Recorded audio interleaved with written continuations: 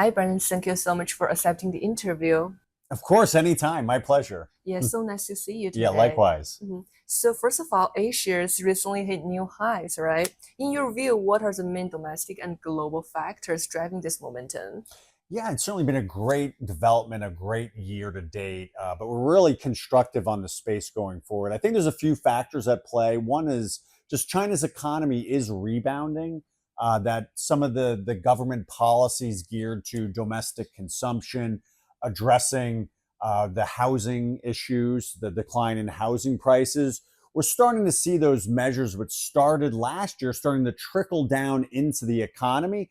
And that's having a real effect on domestic consumption patterns, where obviously things like home electronics, home appliances, auto sales have been quite strong. So it's having, I think, just a net effect.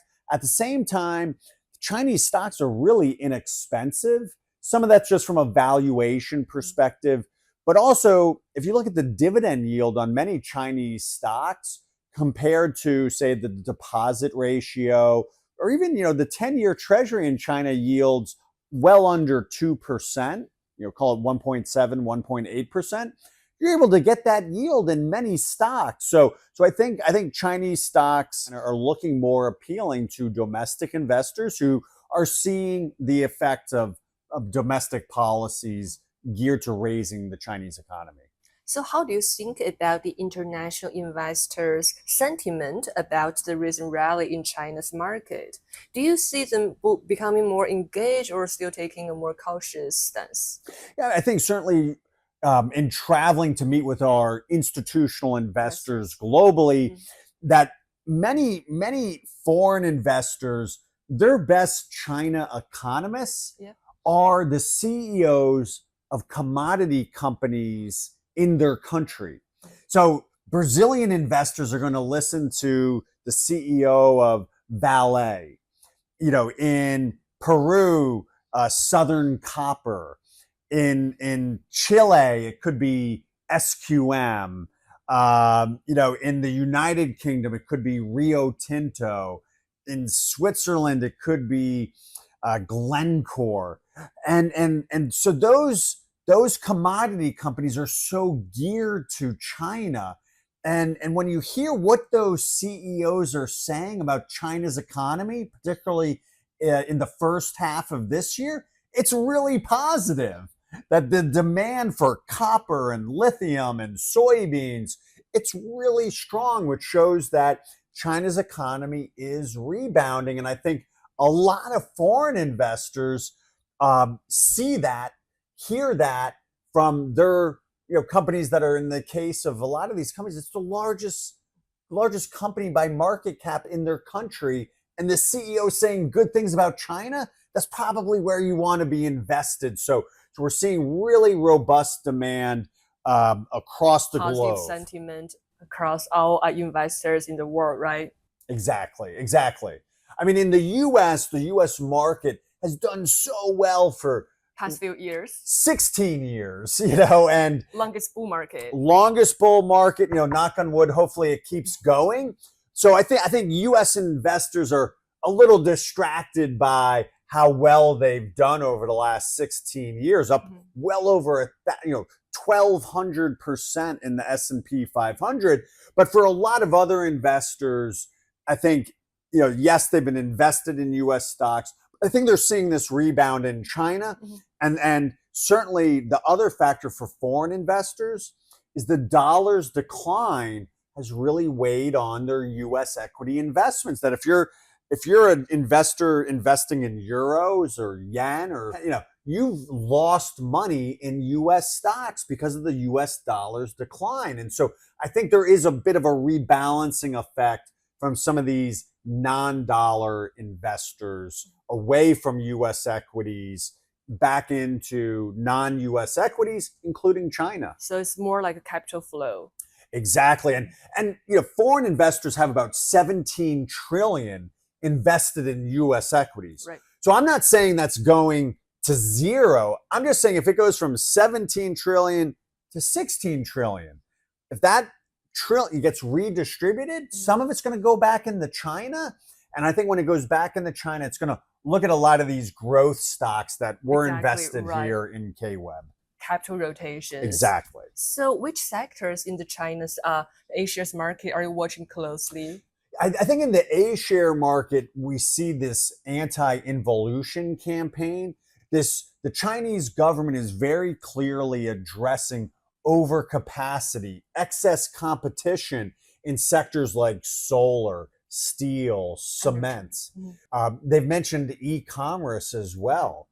This restaurant delivery war. Yeah, even you heard about it. Okay. Yes, very much so. So I think those are areas where if these companies, we see them cutting back on excess production, that's going to make these companies more profitable. And I think that's part of the appeal that investors in China are seeing, that if these companies become more profitable, they're going to pay out more dividends. They're going to be able to buy back more stock. These are all really positive catalysts for the Chinese A-share market. So I think we really like some of these areas, particularly what we've seen with, say, solar, but I think certainly auto. New energy cars like BYD, right? Exactly. Electric vehicle and hybrid in particular. These are areas where if those companies become more profitable, they can pay more dividends, they can buy back more stock as investors in those companies. That's a real positive catalyst. So beyond the recent short-term rally, what are the key indicators you'll be watching closely to judge if China's market performance is going to be sustainable or not? Well, I think one, we're going through earnings season. We're getting the first half results of a lot of Chinese companies right now, both Hong Kong, Shanghai, Shenzhen. And you're seeing some really strong earnings from a lot of these companies. I mean, yes, you have companies like on the solar, very strong revenues, but they didn't make much net income. A lot of them weren't profitable. I think that will change in the second half of this year. But at the same time, you have companies, we've seen it recently with PopMart, Labo Gold, with Wuxi, Aptec, Wuxi, Cayman. We're seeing a lot of different companies in the biotech, healthcare, geared to the consumer in China are actually performing really, really well. I mean, Tencent, fantastic results. So again, these growth companies in these growth sectors, both in the onshore and offshore China market, that's where we're at CraneShares really, really focused today. Yes, so from a long-term perspective, macroeconomic perspective, how do you see China fitting into global portfolios probably over the next 12 to 18 months? You talk about like global capital flows. So what do you think China's role in the next 12 to 18 months is? Well, I mean, listen, at the beginning of the year, U.S. equities were 2/3 of the global market cap. And that's started to come down a little bit. And some of that's because of good performance from, if it's in Europe, it's here in the US. At the end of August, we have MSCI's global rebalance, and China is a net buy. So you're going to have a lot of passive investors increasing their China allocations because of this MSCI semi-annual index review. At the same time, I think in general, China, despite its vast GDP, is really under-allocated to. So we really see this under-allocation to China. We see that growing catch up, right? Exactly. And that's what gets us so positive and constructive on the Chinese equity markets today, is because of this under-allocation. In the past few years. Correct, yeah. Under-allocation. Exactly. I mean, the market really had a very difficult 21, 22, 23. But I think most investors, 2024, the market bottomed in January, and it's actually been performing since then, outperforming the S&P 500, outperforming the NASDAQ 100. It's just been a little out of sight, out of mind for a lot of investors. I mean, obviously I'm talking a little bit more about the growth stocks, like, at CraneShares, like with KWeb, we're very focused on, have actually outperformed U.S. equities. It's just going out there and making sure investors are aware of that.